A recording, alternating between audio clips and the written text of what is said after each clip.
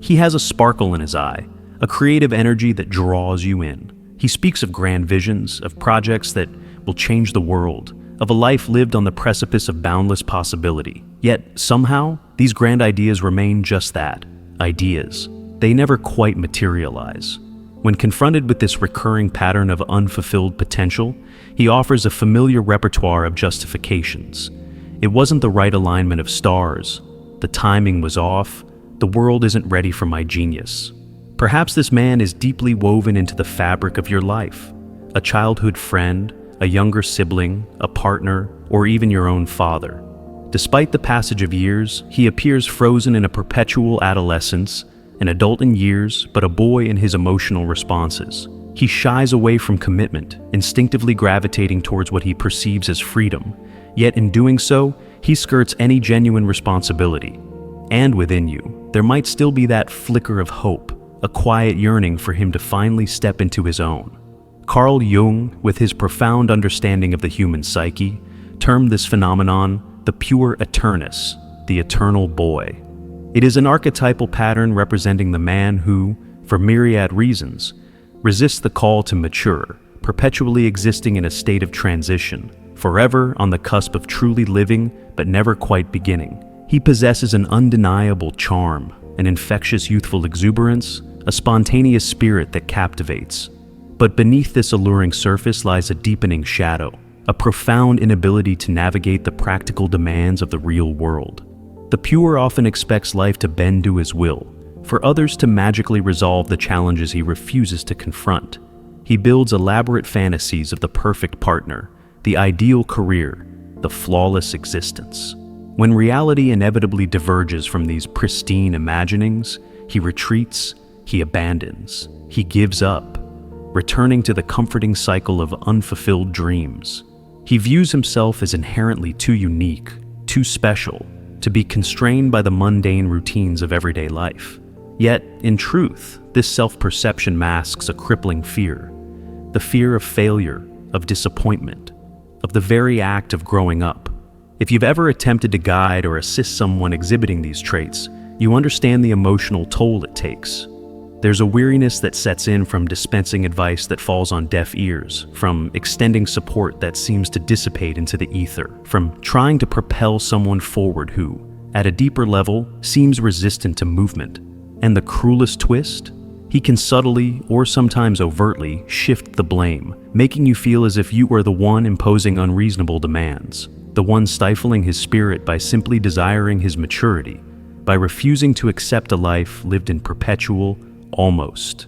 But a crucial truth must be acknowledged. This individual, the one you know, is caught in a web of his own making. He is trapped, ensnared in a fantasy of freedom that, in practical terms, functions as a self-imposed prison of fear and immaturity. And unless he confronts this reality, he risks reaching old age without ever having truly lived. This isn't an indictment, it's an invitation to reflection. If these words resonate with you, it's likely because you recognize this pattern, perhaps in someone dear to you, or even within yourself. The journey of the Puer Aeternus doesn't have to culminate in stagnation, but the possibility of change hinges entirely on the courage to confront this truth head-on. The Puer Aeternus transcends a mere personality type. It is a profound archetype, a potent psychic force that subtly influences countless individuals, often mistaken for charisma, spontaneity, or a free-spirited nature. Yet, beneath this seemingly light facade lies a more profound reality, an almost instinctive aversion to maturation. Carl Jung meticulously documented this pattern across various patients and throughout historical myths. The pure embodies the individual who resists departing from the idyllic paradise of childhood, the comforting psychic womb of the mother, where every need is anticipated, every challenge resolved, every comfort provided. He exists in the lingering promise of a glorious tomorrow that perpetually recedes, never quite arriving. He is the eternal son of the gods, the chosen one, the exceptionally gifted. But in the practical arena of life, he never truly assumes command of his own destiny. You've witnessed this firsthand. Men who drift from one job to another, always seeking something more meaningful, initiating projects with boundless enthusiasm, only to abandon them at the slightest hint of an obstacle. They fall deeply, intensely in love, only to vanish when the relationship begins to demand maturity or deeper commitment. They speak eloquently of spirituality, self-discovery, and ultimate freedom, yet struggle to manage basic finances or sustain a commitment for more than a few months. And it's not for a lack of intellect or innate talent. The Puer is often remarkably intelligent, deeply sensitive, brimming with untapped potential. He maintains a vibrant connection to creativity, inspiration, and imagination. But precisely because of this, he tends to inhabit the ethereal realm of ideas, instinctively recoiling from the tangible weight of reality. He yearns for flight without the laborious process of building wings. He desires profound love without the reciprocal demands of commitment. He craves success without the prerequisite of consistent effort. He seeks the rewards of adulthood without paying the psychological price of maturity. And when the world inevitably fails to deliver this idealized existence, he rebels, he assigns blame to the system, to his parents, to life itself, never turning the lens inward. Jung posited that the Puer Aeternus suffers from a fundamental disengagement from time. He is perpetually in a state of not yet, always anticipating some preceding event, the perfect idea, the ideal partner, the optimal phase of life. He lives in the when, never truly in the today. Consequently, he doesn't genuinely live. He merely endures, sustained by dreams that gradually transform into emotional burdens. However, there is another facet to this complex archetype. For despite his immaturity, the Puer also carries a powerful inherent force that cannot be summarily dismissed. He is the wellspring of inner youth, the fount of creative imagination, the innate capacity for reinvention. The core issue isn't the presence of the boy within the man. It's when that internal child assumes tyrannical control over the entirety of existence. This is precisely what we must now explore. The moment the radiant gleam of the Puer begins to dim, and his shadow asserts its dominion, let us now delve into the darker aspects of the man-child and how this insidious dynamic silently erodes everything within its orbit. There is an undeniable magnetism about the man dominated by the Puer Aeternus archetype. He is light, he is spontaneous, he articulates his thoughts with the poetic grace of a visionary, and he navigates life as if unburdened by the constraints of time. He scoffs at rules, rejects labels, and refuses to cling to anything. For many, this is deeply captivating. He seems truly free, and who among us doesn't yearn for freedom in a world often perceived as suffocated by obligations, commitments, and sterile routines? But herein lies the cunning trap. This freedom is an illusion, a meticulously constructed facade designed to conceal his deepest fear, reality itself. The Puer is not truly free.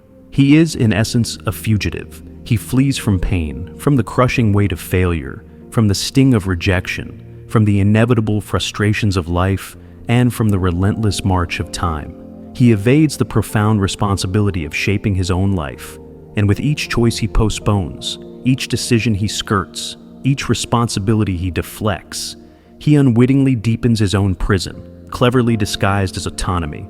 You've observed this up close. He professes disinterest in a conventional job, declaring himself destined for something far grander. Yet, the stark truth is, he is paralyzed by the prospect of routine, hierarchy, and sustained commitment. He proclaims his aversion to being tied down, asserting that relationships are inherent prisons. But in reality, he harbors a deathly fear of true emotional surrender, of being genuinely seen, of being held accountable for his actions.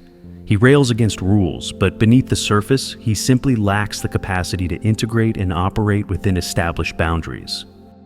The freedom he so readily projects to others is, in essence, a childish refusal to engage with the inherent harshness of life. He desires to remain perpetually unblemished, eternally radiant, and to achieve this, he believes he must remain in perpetual motion, like a balloon adrift on the wind.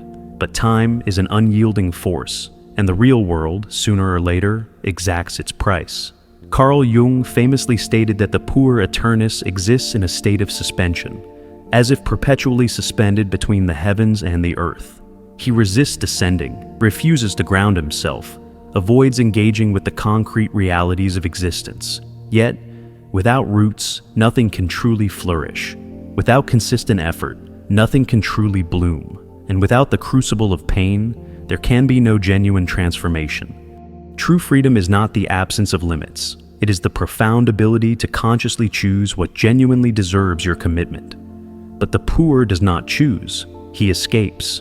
And in this endless flight, he not only sabotages his own potential, but gradually, often imperceptibly, erodes the lives of those who attempt to love him. This is the harrowing territory we will now explore, the darker manifestation of the Puer Aeternus, where boundless promise devolves into quiet destruction. Let us delve into the pervasive shadow this archetype casts and understand how it subtly corrodes everything within its reach. In the initial stages, everything about the Puer Aeternus seems utterly enchanting. He radiates an energy that effortlessly attracts, inspires, and envelops those around him. He is passionate, brimming with enthusiasm, delightfully unpredictable. But with the inexorable passage of time, that initial radiance begins to dim. What was once perceived as lightness morphs into a profound absence. What was initially captivating sensitivity transforms into unsettling emotional instability. And what initially seemed like liberating freedom reveals itself to be nothing more than a perpetual escape. It is at this critical juncture that the shadow aspect of the Puer begins to assert itself. The shadow of the man-child is insidious, manifesting through a series of subtle, daily sabotages. He forgets commitments, inexplicably misses crucial deadlines, exhibits a profound financial disorganization, abruptly changes his mind without explanation, and casually breaks promises. Yet, all of these behaviors are meticulously wrapped in a poetic, almost romanticized narrative. I'm just not ready. I can't force myself. I simply need more time. The underlying truth, however, is far harsher. He is consumed by fear. Fear of growing up, of making mistakes, of being judged, of becoming ordinary. So, almost unconsciously, he sabotages anything that demands maturity or sustained effort. This pattern of self-sabotage profoundly impacts everyone in his orbit. Romantic partners endure the quiet agony of loving a man who, in essence, seems incredible, yet remains profoundly absent in practice. He proclaims his love, but then inexplicably disappears. He speaks of a shared future, but never takes any concrete steps to build it. Family members experience deep frustration, witnessing him squander immense talent, keen intelligence, and valuable opportunities. Friends grow weary of endlessly supporting someone who remains trapped in a frustrating cycle of almosts. And beneath all of this, there is a suffocating sensation that he is utterly incapable of moving forward, locked in an endless emotional adolescence. And like every archetype, the shadow of the Puer is fueled by unconscious processes. He genuinely doesn't perceive that he is actively undermining his own life. Worse, he often believes that others are the problem. He accuses the world of being dull, overly rigid, excessively controlling. He views those who have embraced maturity as traitors to the very concept of freedom.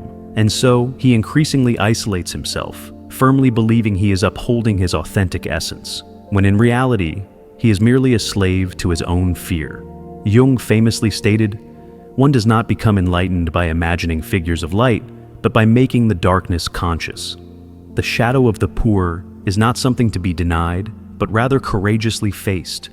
The problem isn't the presence of the inner child within the man. The problem arises when that child becomes a tyrannical force, sabotaging the man's fundamental chance to live a truly full and authentic life.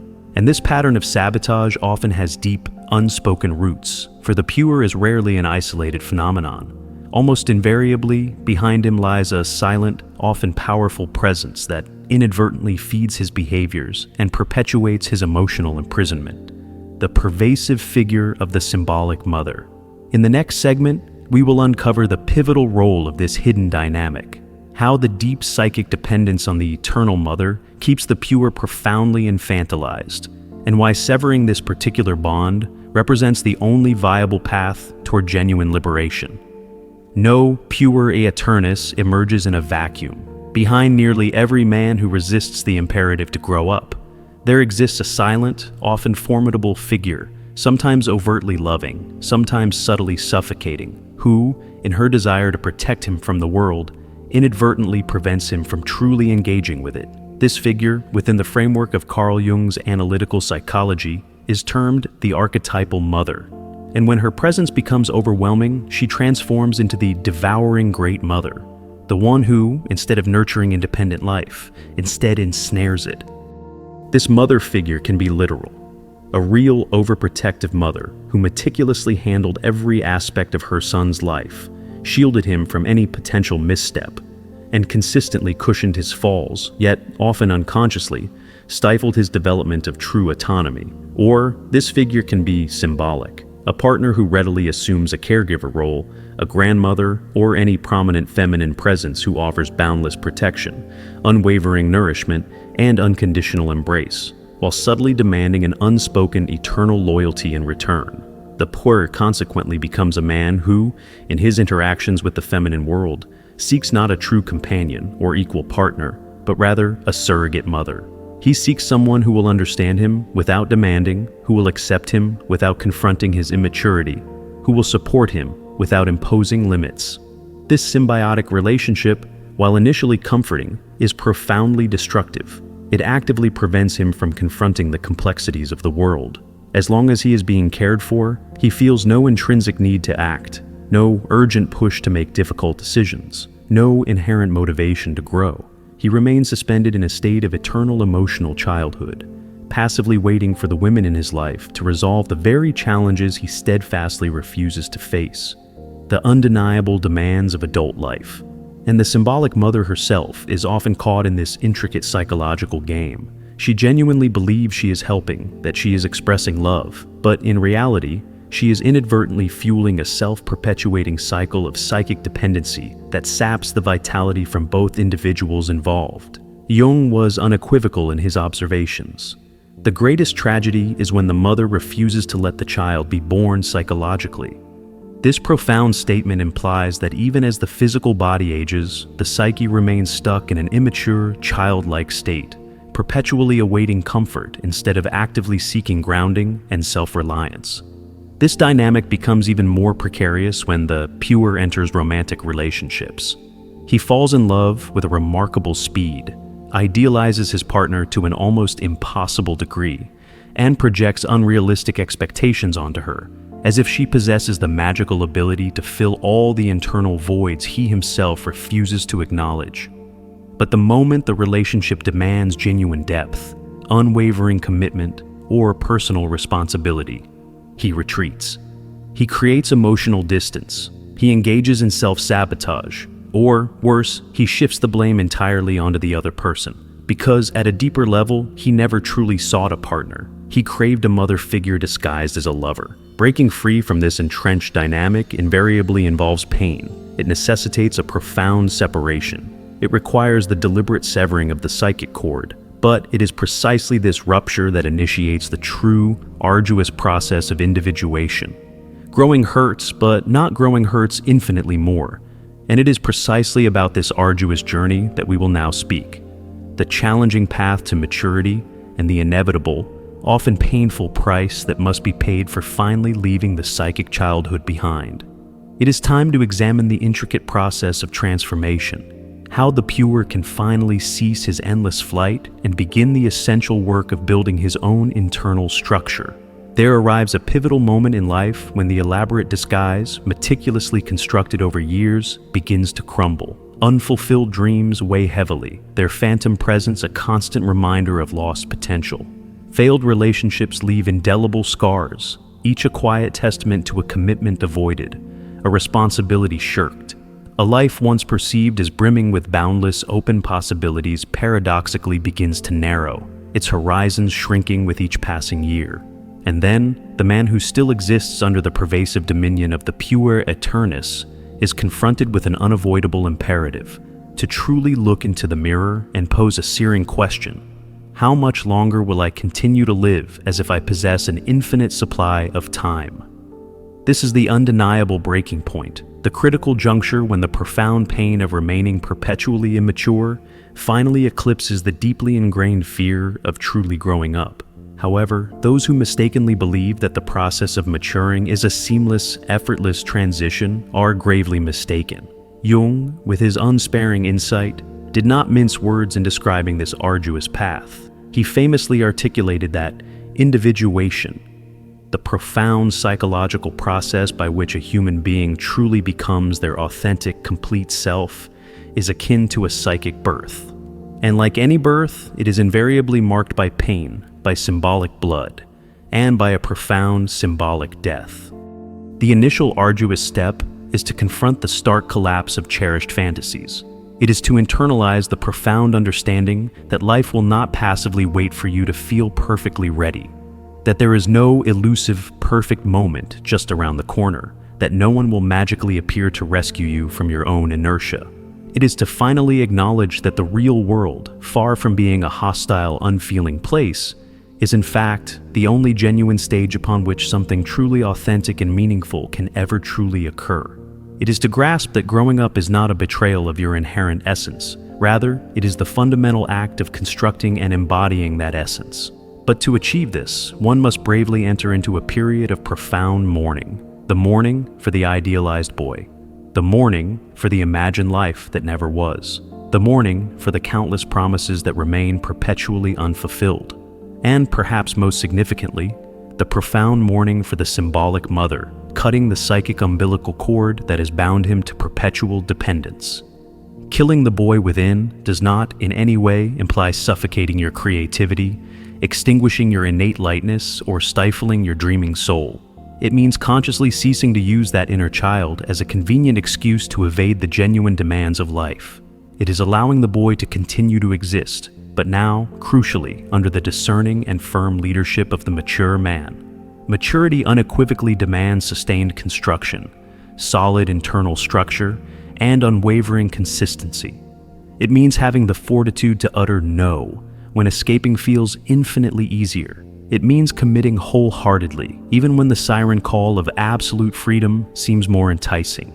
It means engaging in focused, diligent work, even when bursts of inspiration are conspicuously absent. It means maintaining a profound presence within a relationship, even when the initial blush of idealization has inevitably faded. It means consciously trading the fleeting ecstasy of the new for the profound, transformative power of continuity. And here lies the ultimate secret. When the Puer is consciously integrated into the adult man, he does not vanish. Instead, he transforms. He becomes an inexhaustible source of creativity, a wellspring of vision, and a conduit for potent intuition. But now, critically, these powerful forces are channeled and directed by a mature, firm psyche. A psyche fully capable of meaningful, effective action within the real world. This truly is the authentic rebirth, when the eternal boy finally ceases his endless flight from reality and bravely begins the essential work of building with it. But this profound process is neither easy nor automatic. It does not simply happen on its own. Many men, reaching this tumultuous point in their journey, feel utterly lost, profoundly exhausted, and deeply uncertain of where to even begin. They intuitively understand that they must change. They grasp that the era of psychic childhood is decisively over, but they remain clueless as to how to seize the reins of their own lives. And it is precisely for this reason that this conversation continues, because in this final segment, we will speak directly to those who find themselves at this critical juncture of transition. Those who earnestly desire to change, but still lack the clarity of how to initiate that change. The time for truth has arrived, and the profound decision to truly grow is, finally, unequivocally in your own hands. If you have journeyed with me this far, it is because something deep within you recognizes the compelling urgency of what has been articulated. Perhaps you have unequivocally seen this pattern vividly reflected in someone intimately close to you, or perhaps, just perhaps, you have seen yourself in every single word, a profound moment of self-recognition. And there is absolutely no shame in that, none whatsoever. For each and every one of us, to varying degrees, harbors the potent temptation to remain perpetual children in a world that relentlessly demands maturity. We have all, at some point, instinctively recoiled from responsibility, dreamed of effortlessly finding shortcuts, and desperately hoped that life would graciously offer us comfort and ease before we were truly prepared to confront its inherent challenges. But the unvarnished truth is both simple and bracingly brutal. Life does not patiently wait. It demands. It requires. it tests. And sooner or later, you will be confronted with an inescapable choice: to remain perpetually trapped in the comfortable, yet ultimately empty world of promises, or to finally summon the courage to cross the formidable bridge into the rich, messy, and profoundly fulfilling world of actualization. And this pivotal crossing is only rendered possible when you consciously choose to grow, not when you feel like it, not when every circumstance is perfectly aligned, but when you make a resolute, courageous decision that the time to stop running, to stop evading, has finally arrived. Carl Jung, with his characteristic psychological precision, famously declared that the person who does not confront his own shadow will be condemned to meet them at every corner of life. The Puer Aeternus is precisely one of those elusive yet pervasive shadows, one that cunningly conceals itself under the alluring guises of freedom, authenticity, or misunderstood genius. But in practical lived reality, it relentlessly corrodes your very roots and systematically prevents any truly solid, enduring construction in your life. It will not miraculously disappear on its own accord. You must actively confront it, consciously acknowledge its presence, meticulously integrate its energies, and, above all, resolutely choose to be greater than its confining grip. Maturity is what is born when you finally cease waiting for someone else to miraculously appear and rescue you, and instead begin the profound work of saving yourself. It is what emerges when you finally grasp that responsibility is not a suffocating prison, but rather an empowering pathway to genuine inner strength and authentic power. It is what blossoms when you realize that true freedom is not the unbridled ability to do whatever you capriciously desire, but rather the profound capacity to possess enough internal structure and self-governance to consciously choose what is truly necessary and meaningful. And now, I earnestly desire to hear from you. Which specific part of this dialogue resonated most deeply within you? Comment down below. Be unreservedly honest. Sometimes the simple act of writing, of giving tangible shape to what you have felt and recognized, is the very first, crucial step toward transformation. And if this profound reflection has moved you, compelled you to look inward, then please share it with someone whom you believe desperately needs to hear this. Someone who may be caught in this very cycle, and who may not even fully realize it. And understand, this journey does not end here. The next video, the next part of this ongoing conversation, is just as crucial, just as essential as this one. It will reveal yet another vital piece of this complex puzzle. Keep watching. It may sting, it may bring discomfort, but ultimately, it will set you free. And in the grand tapestry of life, that truly is what matters most. Real freedom. Thanks for watching. If this resonated, please like this video and subscribe to stay updated. I look forward to continuing this journey with you. Until next time, take care and be present.